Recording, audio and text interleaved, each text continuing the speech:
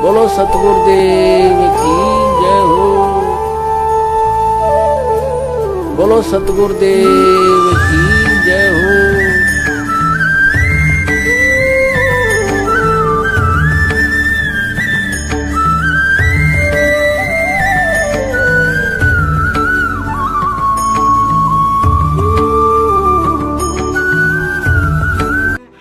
बंदी छोड़ सतगुरु रामपाल जी महाराज जी की जय हो। परमात्मा की सभी प्यारी आत्माओं को पवन दास का सत्साहिब। पुण्यात्माओं, परमेश्वर कबीर साहिब जी की एक वाणी है कि कबीर का ज्ञान अटपटा झटपट समझ में ना आए, और जिसे झटपट समझ में आ जाए उसकी सब खटपट मिट जाए। दुनिया जान रही है कि वर्तमान में सतगुरु रामपाल जी महाराज जी के रूप में परमेश्वर कबीर साहिब पृथ्वी पर प्रकट हैं, लेकिन दुख इस बात का है कि अभी भी सतगुरु रामपाल जी महाराज जी के परमात्मा होने के विषय को लेकर कुछ एक उन लोगों को शंका है जो खुद अपने आप को संत जी का शिष्य कहते हैं। ये लोग ना घर के हैं और ना ही घाट के, अर्थात अभी तक ना ही तो पूरी तरह से सत्सेवक बने हैं और ना ही सतलोक आश्रम मैनेजमेंट के साथ हैं। उनकी शंका है कि सतलोक आश्रम मैनेजमेंट वाले तो संत रामपाल जी महाराज जी को परमात्मा नहीं बल्कि परमात्मा कबीर साहिब जी का एक प्रतिनिधि मानते हैं, लेकिन तुम सत्सेवक उन्हें कबीर जी का कोई प्रतिनिधि नहीं बल्कि साक्षात कबीर जी ही मानते हो, जो संत रामपाल जी महाराज जी के चोले में अपनी प्यारी आत्माओं को तत्व ज्ञान देने के लिए 8 सितंबर 1951 में हरियाणा में प्रकट हुए हैं। अब हमारी शंका यह है, यदि संत रामपाल जी महाराज जी ही परमात्मा हैं तो फिर उन्होंने लगभग 20-25 वर्षों तक काल उपासना अर्थात बाबा श्याम जी और सालासर वाले हनुमान जी की पूजा क्यों की। और उदाहरण देते हैं कबीर साहिब जी और आदरणीय गरीबदास जी महाराज जी का कि उन्होंने कभी भी काल उपासना नहीं की थी।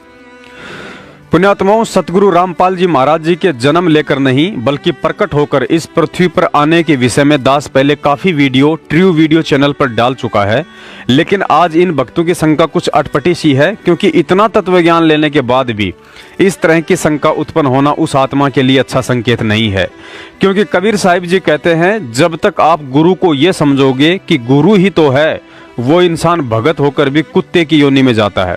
और परमात्मा के ये शब्द उन भक्तों पर भी लागू होते हैं जो वर्तमान के कबीर सतगुरु रामपाल जी महाराज जी से नाम उपदेश लेकर प्रकट दिवस आज भी 650 साल पहले वाले कबीर की फोटो के आगे ही मनाते हैं। अर्थात आज भी ऐसे लोग परमात्मा तो कबीर जी को ही मानते हैं और सतगुरु रामपाल जी महाराज जी को केवल अपना गुरु ही समझते हैं। वह बोल नहीं सकी, इतना कहकर बहुत बुरी तरह फूट कर रोई। तो सिपाहियों ने बताया कि महाराज वहां ऐसे ऐसे बनी। वीर सिंह भी कान खड़े हो गए को तेरे की, क्यों जब तक वीर सिंह भी ने सोचा था ये साधारण व्यक्ति होगा, गुरु है तो से। अब हम गुरु को जब तक यही समझते हैं कि गुरु है तो से, तो कोई लाभ नहीं है। कहते गुरु मानस कर जानते वह नर कहीं अंध, फिर महादुखी संसार में आ गए यम के फंद। इतना महाराज ने गुरु को महत्व दिया है। अभी आपको चैप्टर प्रकरण सुनाएंगे, इंसान होगा तो उस बात पर परख जाएगा। गरीबदास महाराज भी आए जब इंसान रूप में थे, रोटी भी खाया करते थे, पानी भी पिया करते, बच्चे भी ब्याहे, काम भी करा, नाम भी दिया करते थे। कोई गलती करता था हंस उसको धमकाया भी करते थे। महाराज कहते हैं चेतावनी में चूक नहीं भी क्या देऊंगा गाली। इतना बड़ा ग्रंथ लिखकर गरीबदास आखिर में कहते हैं, बंदी छोड़ के चेतावनी में तो कसर ना छोड़ी, गाड़ दूं तेरे को जब तेरे इतनी समझ में नहीं आली। तो इन बातों को सुनकर जो विमुख हो जाते हैं, गुरु की फटकार को सहन सम्मुख सहन करना चाहिए। जैसे हीरा घण पर धर का हीरे की पिछाड़ है कि घण का ऊपर रख कर रण पर रख कर ऊपर से घण मारा जाता है, जो फूट जाता है करच भी हो जाती है वो कच्चा हीरा होता है, और जो सम्मुख चोट सह कन्यों का न्यूरैस है तो वो पक्का हुआ पूर्ण कीमत का हीरा हो जाता है। शब्द गुरु की शब्द को, गुरु की चोट को, शब्द की चोट गुरु मारा करे, चाहे वो किसी प्रकार से, चाहे अपने गुस्से में भी कहता नजर आवा, पर उसकी जो निशाना होगा आपका आत्म कल्याण उद्धार ही होगा। उसमें खरा उतर गया वो पारस है, और जो उसमें विमुख होकर के चलाएगा वो कुत्ते की जुनी में जागा, चाहे वो कितना सियाना बना रहे। मैं भी आ लिया और आप भी आ लिए इसमें। तो इस प्रकार उस वीर सिंह भी चरणों में पड़ गया, बंदी छोड़, मैं पापी जीव था, अभी तक मैं आपको केवल गुरु मान्या मालिक। कहने लगे बंदी छोड़, तने गुरु भी ना मान्या था बिरायब तई, गुरु मान लियो तो ये आपके मन में बात भी नहीं आ सके थी। गुरु और परमात्मा में कोई अंतर नहीं होता, जब तक दो समझ कर चाला से कबीर साहब कहते हैं वो कुत्ते की जुनी में जागा। पुण्यात्माओं, वर्तमान का समय कलयुग की बिचली पीढ़ी के मोक्ष मार्ग का समय चल रहा है और इस समय के विषय में काल भगवान ने पहले ही तपतशिला पर जोगजीत रूप में कबीर साहिब जी को कह दिया था कि जाओ जोग जीत संसारा, जीव न माने कहा तुम्हारा, जीव तुम्हारा कहा न माने, हमरी ओट ले वाद बखाने। अर्थात कलयुग की बिचली पीढ़ी तक मैं इन जीवों को उल्टी सीधी भक्ति साधना करवाकर इतना भ्रमित कर दूंगा कि उस समय कोई भी जीव आपकी बात सुनने को तैयार ही नहीं होगा। कबीर साहिब जी कहते हैं, कठिन विषम गति रहन हमारी, कोई न जानत है नर नारी। अर्थात मैं अपनी आत्माओं को किस विधि और सोच छल छिद्र करके उन्हें काल जाल से मुक्त करवाता हूँ, उसके विषय में यहाँ के जीव तो क्या खुद काल भी नहीं समझ सकता है। जो पुण्यात्माएं परमात्मा की चाहत में जन्म से ही ब्रह्मा विष्णु महेश जी के कट्टर पुजारी हैं या अन्य देवी देवताओं की साधना को ही उत्तम मानकर दिलो जान से समर्पित हैं, अपनी उन आत्माओं से काल साधना छुड़वाने के लिए परमात्मा को यदि स्वयं भी काल पुजारी बनने की लीला करनी पड़े तो वे जरूर करते हैं। पुण्यात्माओं, यहाँ एक विशेष बात है जो ध्यान में रखनी है। पृथ्वी लोक पर कर्म केवल 84 लाख योनियों में अकेले मनुष्य पर ही लागू होते हैं। उदाहरण के लिए, यदि एक व्यक्ति की मौत किसी जानवर के काटने या हमला करने से हो जाती है तो उस पशु या पक्षी पर उस हत्या का कर्म लागू नहीं होता है।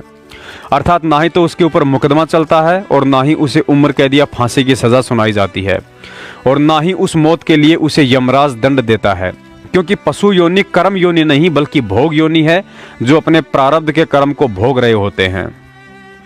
अतः यहाँ विचार करने की बात है, जब मनुष्यों को छोड़कर पशु पक्षी पर भी कर्म लागू नहीं होते हैं तो भला उस पूर्ण परमात्मा सतगुरु रामपाल जी महाराज जी पर काल पूजा का कर्म कैसे लागू हो सकता है। अब आपको बताते हैं, उस कबीर परमेश्वर ने सतगुरु रामपाल जी महाराज जी के चोले में लगभग 20-25 वर्षों तक काल पूजा की लीला क्यों की। जैसा कि आपको ऊपर बताया गया है कि बहुत सी आत्माएं ऐसी हैं जो कट्टर काल पुजारी होती हैं और जब उन आत्माओं को इस सच्चे मोक्ष मार्ग का पता चलता है तो वे अंदर से टूट जाती हैं और सोचती हैं कि भले ही आज परमात्मा पृथ्वी पर जीवों का उद्धार करने के लिए आए हुए हैं, लेकिन मेरा उद्धार कैसे संभव है, क्योंकि मैंने तो अपने जीवन के 50, 60 या 70 वर्ष काल उपासना और अन्य नकली पंथों में बर्बाद कर दिए हैं। पुण्यात्माओं, अपनी उन्हीं प्यारी आत्माओं को आत्मिक दृढ़ता और काल उपासना से छुटकारा दिलाने के लिए सतगुरु रामपाल जी महाराज जी के चोले में कबीर परमात्मा ने एक लंबे समय तक काल पूजा की लीला की थी। क्योंकि जब उन आत्माओं को सत्संगों के माध्यम से पता चलेगा कि खुद संत रामपाल जी महाराज जी ने भी 25 साल तक हनुमान जी की पूजा की और यदि आज परमात्मा कबीर साहिब जी उन पर भी मेहरबान होकर उन्हें सतगुरु का दर्जा देकर पूरी पृथ्वी के जीवों का मोक्ष करने की पावर दे सकते हैं, तो भला हम तो जीव हैं, यदि आज से ही इन काल पूजाओं को त्याग कर उनकी शरण ग्रहण कर लें तो निश्चय ही हमारे आत्म कल्याण अर्थात मोक्ष में कोई धोखा नहीं होगा। और एक दिन जब उन आत्माओं को पता चलेगा कि ये तो स्वयं ही कबीर परमात्मा है, तो उसके बाद उनकी खुशी का कोई ठिकाना ही नहीं रहेगा। पुण्यात्माओं, परमात्मा ने तो मुस्लिम वेशभूषा वाले जिंदा महात्मा का रोल भी किया था, लेकिन ऐसा करने से वे मुसलमान नहीं बन जाते हैं।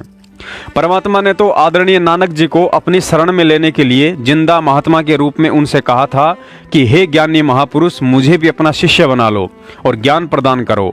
और इसी लीला के चलते कुछ ही समय में उन्होंने नानक जी को भी अपने लपेटे में ले लिया। परमात्मा ने तो काशी में सुबह सुबह 4 बजे एक 2 वर्ष के बच्चे का रूप बनाकर रामानंद जी की ठोकर खाकर अपने गले में वैष्णव कंठी माला भी पहनी थी, लेकिन ऐसा करने से वे कोई विष्णु उपासक नहीं बन गए थे। परमात्मा कबीर जी ने तो विष्णु उपासक बनकर अर्थात गले में कंठी माला, तिलक और टोपी पहनकर एक शिष्य की भूमिका में आदरणीय रामानंद जी के साथ गोरखनाथ को अपनी शरण में लेने के लिए उनके साथ ज्ञान गोष्ठी भी की थी। तो क्या माथे पर तिलक और गले में कंठी माला धारण करने से कबीर जी विष्णु उपासक बन गए थे? परमात्मा ने तो नरसिंह जी से 56 करोड़ की संपत्ति का दान करवाने के लिए स्वयं नरसिंह जी का रूप धारण किया था, लेकिन ऐसा करने से वे नरसिंह जी की तरह एक सामान्य व्यक्ति नहीं बन गए थे। पुण्यात्माओं, परमात्मा तो स्वयं जगत गुरु है, वह तो किसी का भी चेला नहीं बन सकता है, लेकिन 650 साल पहले उन्होंने हम जड़मती जीवों को तत्व ज्ञान देने के लिए काशी में स्वामी रामानंद जी का और आज स्वामी रामदेवानंद जी का चेला बनने की लीला की। कबीर परमेश्वर ने रामानंद जी से कहा कि आप मेरे गुरु बनो, और इस काल ने हमसे एक वचन लिया हुआ है कि कलयुग में तुम कितने ही प्राणी ले जाना। और अब ये क्या समस्या आएगी कि इस काल ने कहा है कि मैं नकली संत भेजूंगा और वो नकली नाम देंगे, ऊट पटांग, और सतलोक की महिमा बताएंगे। सचखंड सतलोक तो नीचे बात नहीं करेंगे, और नाम सारे काल के होंगे। तो फिर वो मेरे अब पे मेरे मुंह में समाएंगे, यही रह जाएंगे। तो रामानंद जी से परमात्मा ने खुल कर वार्ता की, सारा समझाया कि तू मेरी बात मान जा। रामानंद जी विद्वान ब्राह्मण थे, नेक आत्मा थे। वो समझे थे मुझे पाप लगेगा, भगवान का गुरु कैसे बनूं। आंखों में पानी चल पड़ा, रोने लगे कि भगवान मुझसे ऐसा नहीं होगा, आपकी आज्ञा का उल्लंघन करना भी मुझे पाप लगेगा, और एक भगवान का मैं गुरु बनूं, मैं नरक में जाऊंगा, भगवान मुझे माफ कर दो। तब परमेश्वर ने कहा कबीर देव जी ने कि रामानंद जी, आई एम गॉड, और मैं ही भगवान हूं और मैं ही पाप नाशक हूं, मेरा आदेश पालन करे और देख बात सुन। अब वो तो रोने लग गया बालक, उन्हें सोचा बूढ़ा आदमी, आज मैं ये कर्म करूंगा मेरी तो मृत्यु होने वाली है, बात बिगड़ जा कर दे। बुरी तरह बैठ गया, लेट गया, बल्कि टेढ़ा हो गया। रामानंद जी की बहुत देर के बाद डाढ़स बंधा, हिम्मत हुई और कहा भगवान मुझे लज्जा बहुत होगी जब मुझे गुरु कहोगे। स्वामी जी आप मेरी तरफ देखो, और ये आपके भाई बहन या काल के जाल में भयंकर रूप से भयंकर कष्ट उठा रहे हैं, और इनकी तरफ देखो, मेरी आज्ञा का पालन करो। तब रामानंद जी ने स्वीकार कर लिया कि जो आज्ञा आपकी होगी वही करूंगा। सतगुरु रामपाल जी महाराज जी ने बताया, यदि आपके पास परमात्मा का यथार्थ ज्ञान और मंत्र हैं, तो फिर भक्ति मार्ग में लाल या गेरुए कपड़ों का कोई रोल नहीं होता है। लेकिन इसके बावजूद भी हमारे दादा गुरुजी स्वामी रामदेवानंद जी महाराज जी ने जानबूझकर भगवा कपड़े पहने और काफी समय तक हरिद्वार में रहे। इसके विषय में सतगुरु रामपाल जी महाराज जी ने बताया कि स्वामी जी को भगवा कपड़े पहनने की कोई आवश्यकता नहीं थी, लेकिन उन्होंने जानबूझकर इसलिए लाल कपड़े पहने ताकि हरिद्वार में गंगा स्नान से पुण्य प्राप्ति की आस में आने वाली आत्माओं का सही मार्गदर्शन कर सकूं। और उस समय वह मार्गदर्शन लाल कपड़े पहने बिना संभव नहीं था, क्योंकि भोली आत्माएं केवल उन्हीं लोगों को ज्ञानी, पंडित और गुरु समझती थी, या तो जिसने लाल कपड़े पहने हो, बड़ी बड़ी जटाएं और दाढ़ी हो, या गले में मोटी मोटी मालाएं लाद रखी हों। अतः अन्य पंडों की भांति लाल कपड़े पहनकर हरिद्वार में बैठने के कारण हमारे दादा गुरुजी कोई पांडे नहीं बन गए थे। ठीक इसी प्रकार सतगुरु रामपाल जी महाराज जी को काल उपासना की भूमिका करनी पड़ी, और ऐसा करने से उन्हें काल उपासक कहने वाला व्यक्ति चाहे भगत हो या जगत, और यदि उसने अपने विचारों में बदलाव नहीं किया तो अंत में कुत्ते की योनि में जाने से नहीं बच सकता है। अतः उम्मीद करता हूं संत रामपाल जी महाराज जी की इस लीला के पीछे का सारा रहस्य आप जी को समझ में आ गया होगा। यदि नहीं आया है तो अपनी मूर्खता का प्रमाण देते हुए रोहतक और जबलपुर में कबीर प्रगट दिवस मनाते रहो और सतगुरु रामपाल जी महाराज जी को यूं ही दुखी करते रहो। सत साहेब, बंदी छोड़ सतगुरु रामपाल जी महाराज जी की जय हो। सत साहेब।